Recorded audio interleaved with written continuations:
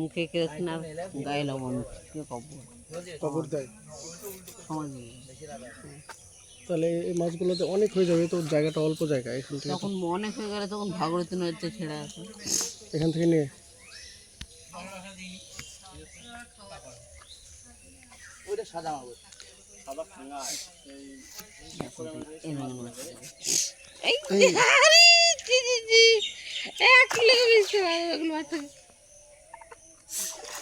আরে মাছের সাইজ কিন্তু প্রচুর বড়। ওই মাছটা দেখ, এই দেখা ওই মাছটা উঠছে। সাদাটা বেশি ভালো লাগছে, রঙিন মাছ দুটো তিনটে আছে, 3-4টা আছে।